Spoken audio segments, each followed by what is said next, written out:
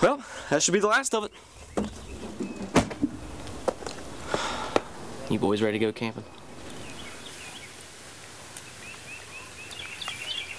Giddy up.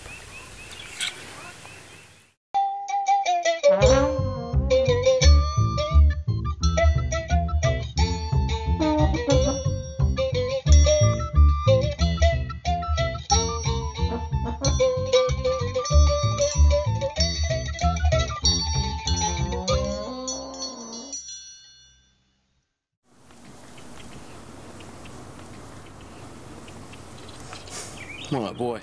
I need this weekend. Get away from it all. Fresh air, great outdoors, my bros. You know, I just need to get out there and recharge, you know? Oh, yeah. You gotta do this. Got to. Get away from that rat race. You know what the finish line to a rat race is, don't you, man? No, what? It's a pine box, dude. Dirt City. The Maggot Motel. Yeah? Yeah, but not us, man. We're here getting out there. Test our mettle against old Lady Nature. Seeing if we got what it takes to stand up to her with nothing but our wits and steely determination. And our s'mores. Ah, this is nothing to make light of, Chappy. Out here, away from your civilized comforts, life hangs by a pretty slim thread. It's a pretty grim outlook. Don't worry, Seth. It takes hours to die from exposure. Long, excruciating hours. Well, thank you, Chappy. Excruciating hours? Were you guys talking about this car ride? No, Chappy was just estimating how long it'd take me to shiver to death. Oh, my apologies. I can't really follow the conversation over the sound of my legs throbbing. Well, I apologize, Norman, but to be fair, we have only been in the car for roughly 8 minutes. Oh, no, Seth, I'm sorry. Sorry my thrombosis doesn't have some sort of scientifically accurate atomic clock. I only know when the red-hot aching becomes too crippling to bear. Well, we've only got about 8 more minutes to go, so I think you can tough it out. Oh, I'll grin and bear it. But it sure would be a load-off if I could stretch out in that luxurious front seat. I'll tell you now what I told you in the driveway. The rules of calling shotgun are a sacred covenant. A covenant that keeps our society from returning to barbarism. Agreed, but as driver, Seth really holds the ultimate authority. Well, I see no need to reiterate my laissez-faire shotgun policy. Besides, I don't hear Chappy or the ghost of Yuri Gagarin complaining. In cosmonaut training, Yuri was stuffed into what you call mailbox and dropped from roof into ice-cold deep end of Olympic-sized swimming pool. Yuri learned not to complain. Also, Yuri is entirely incorporeal.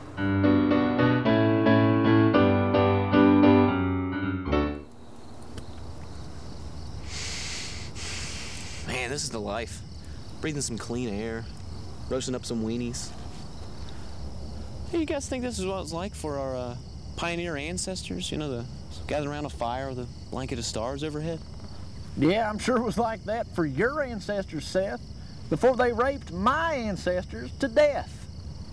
I'm 1/16 Choctaw Indian, you know. Yes, I've seen your Facebook status updates. Hey, it ain't a crime to be proud of your heritage, man. It is a crime, however, to rape someone to death nowadays. You know what we ought to do? Sing campfire songs. Huh? Who knows some songs we can all sing? Oh, I don't know. I could teach you boys one of my latest compositions, but the complex vocal harmonies would completely be beyond your meager capabilities. You'd really have to be the Beach Boys crossed with Boys to Men in order to do my masterpieces any justice. Okay, does anybody else know anything? I'd call it Beach Boys to Men. It's just it wouldn't be fair, you see. The sounds I'm trying to create truly require highly trained professionals in peak condition. It wouldn't be fair to the music. It wouldn't be fair to you guys. I think we get it, Norma. Thank you. I just wouldn't want you to suffer failure on such an epic level. Thank you, I appreciate it. Well, I got a song you guys might know. Jump in any time. 1, 2, 1, 2, 3, 4.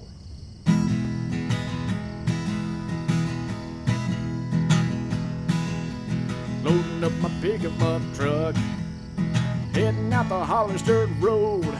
Gonna drink all night, get into a fight, shout a yee-haw till I explode. I'm a redneck outlaw, spit Copenhagen on the floor. I'm a redneck outlaw. I got my bachelor's at Swarthmore. I study comparative literature under Dr. Philip Weinstein.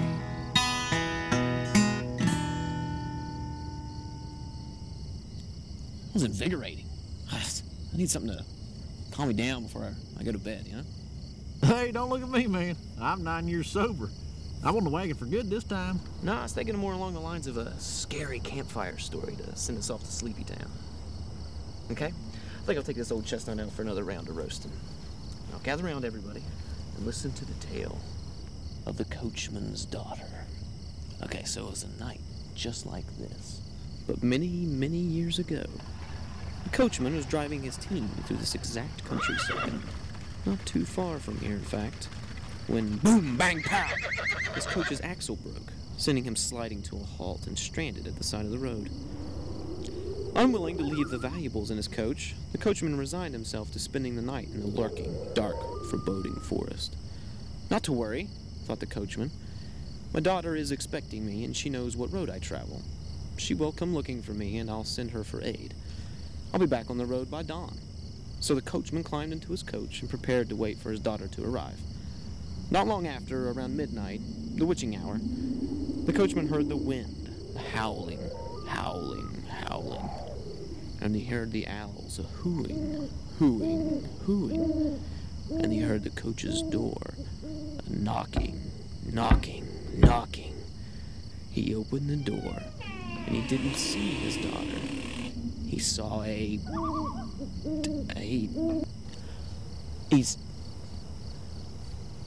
saw a What? He saw what? I can't remember. You can't remember? I just slipped my mind. You were going to say ghost. Ghost? It's funny that you would even say that. Oh, he didn't see a ghost. He saw something else. Like a Frankenstein, you know? Yeah, that was the end. It was, he opens the door and he sees a Frankenstein or something. The end. No, Seth. It's called ghost story for a reason. Ghost story. I've never even heard such a term. I've heard other people, kind of throw it around, but I personally have never used it. Your pandering is insulting. Okay, yes. It was a ghost, okay? I love ghost stories. I know 100 of them, and I love telling them. So, yeah, he throws the door open, and there's a big, scary ghost, okay? See, stereotype is unfortunate, but not offensive. I was imagining the coachman was Craig T. Nelson this whole time. Okay, let's go to sleep. 40 winks sure do sound good about now. All right, who brought the tent? I was wondering when that was going to come up. I didn't want to seem like a fuss bucket, but I did notice a distinct lack of tent. Yeah, I thought that was weird too. Well, I brought the wieners. Chappy was supposed to bring the tent. I thought we would all just retract into our hard plastic cases when it was time to sleep.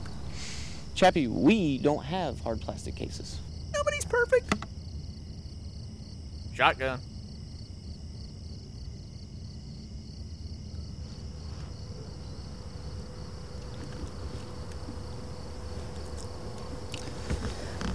I'm not gonna lie, Seth. I've been more comfortable. Shut up, Norman. I'm just saying, nobody would confuse this Camry for a Comfort Inn. Shut up, Norman. I'd ask about a mint on my pillow, but I don't even have a pillow. Shut up, Norman. I guess now would be as good a time as any to tell y'all. I'm a sleep farter. We're just like the coachman in your story, spending the night in our coach. Yeah, I can almost hear the wind howling, howling, howling. I can almost hear the owls hooing, hooing, hooing. Yeah, and I can almost hear the door knocking, knocking, knocking.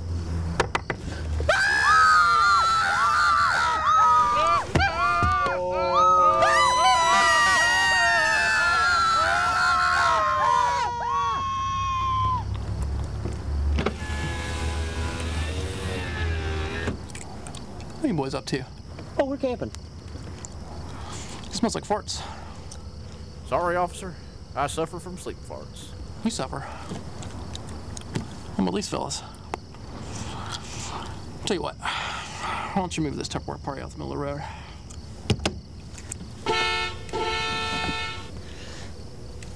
Oh, my bad.